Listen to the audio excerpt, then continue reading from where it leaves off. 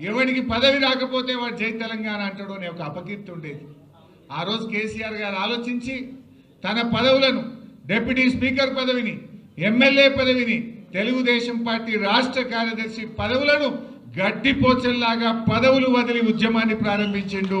ప్రజల్లో నమ్మకాన్ని కలిగించిండు. ప్రజలను ఒక్కతాటి మీదకి తెచ్చే ప్రయత్నం చేసిండు. ఇవాళ తెలంగాణ వచ్చిందంటే ప్రజలను సమీకరించడం, దేశంలోని పార్టీలను ఒప్పించడం, ఈ రెండు కేసీఆర్ గారు చేసిండు. అంబేద్కర్ గారు సూచించిన మార్గం బోధించు, సమీకరించు, పోరాడు. అంబేద్కర్ చెప్పిన బాటలో నడిచిండు కేసీఆర్. గాంధీజీ గారు చూపిన అహింసాయుత మార్గంలో ఉద్యమాన్ని నడిపిండు కేసీఆర్. తెలంగాణ రాష్ట్రాన్ని సాధించిండు కేసీఆర్. ఎందుకంటే చాలా జాగ్రత్తగా నడిపినాడు, అహింసాయుత పద్ధతుల్లో నడిపాడు.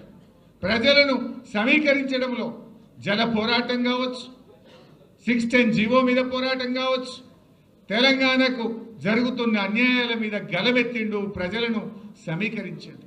ఆ ప్రయత్నంలో కేసీఆర్ గారు ఆర్ఎస్ఎస్ ఆఫీస్ నుంచి ఆర్ఎస్యు దాకా కలిసి పనిచేసిండు. అవి భిన్న ధృవాలు.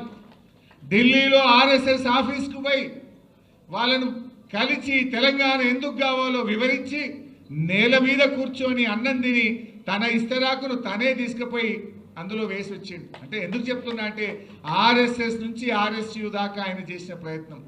వినోదన్న గారు ఆ రోజు ఎంపీగా కేసీఆర్ గారితో పాటు ఉండేవారు. దేశంలో 33 రాజకీయ పార్టీలను ఒప్పించి లేఖలు తెచ్చి ఆనాటి యూపీఏ ప్రభుత్వం ముందు పెట్టి తెలంగాణ ఇస్తరా ఇవ్వరా అని ఒత్తిడి పెంచిన నాయకుడు కేసీఆర్. ఇవాళ చాలా మంది మాట్లాడుతున్నారు, అసలు త్యాగాలకు మారు పేరు కేసీఆర్. 3 సార్లు ఎంపీగా రాజీనామా చేసినాడు, ఒకసారి ఎమ్మెల్యేగా రాజీనామా చేసినాడు, కేంద్ర మంత్రిగా రాజీనామా చేసినాడు, ఎమ్మెల్యేగా రాజీనామా చేసినాడు. బహుశా ఈ దేశంలో త్యాగాలకు మారు పేరు ఏదైనా రాజకీయ నాయకుడు అంటే ఒక కేసీఆర్ మాత్రమే. త్యాగం చేసింది, రాజీనామా చేసింది తన కోసం చేయలేదు, తెలంగాణ 4 కోట్ల ప్రజల కోసం చేసిండు. ఆ త్యాగాల పునాదుల మీద తెలంగాణ సాధించిండు కేసీఆర్. ఇవాళ ఎవరెవరో మాట్లాడుతున్నారు కేసీఆర్ మీద. ఇవాళ మాట్లాడుతున్న రేవంత్ రెడ్డి ఆ రోజు మలిదశ ఉద్యమంలో డిసెంబర్ 9, 2009 తెలంగాణ వచ్చింది. ఆంధ్ర ఎమ్మెల్యేలు, ఎమ్మెల్సీలు రాజీనామా పెడితే మళ్ళీ ఇచ్చిన తెలంగాణ 27 తారీఖు వాపసు తీసుకున్నారు. ఆ రోజు జేఏసీ ఏర్పాటు చేసి తెలంగాణలో అందరు రాజీనామా చేయాలంటే ఇదే రేవంత్ రెడ్డి ఆ రోజు తెలుగుదేశం పార్టీలో ఉండి జిరాక్స్ కాగితం ఇచ్చిండు తప్ప స్పీకర్కు ఒరిజినల్ కాగితం ఇయ్యలేదు. రాజీనామా చేయమంటే ధైర్యం లేదు, రాజీనామా చేయకుండా వెన్ను చూపి పారిపోయిన నాయకుడు. ఒక్కనాడు జై తెలంగాణ అనే వ్యక్తి, అమరులకు ఒక్కనాడు శ్రద్ధాంజలి ఘటించని వ్యక్తి, ఇంకా ఆయన ఉద్యమకారుల మీద తుపాకీ పట్టుకొని బయలుదేరిన రైఫిల్ రెడ్డి ఈ రేవంత్ రెడ్డి. ఇంకొక నాయకుడున్నాడు, ఈ రాష్ట్ర బీజేపీ అధ్యక్షుడు.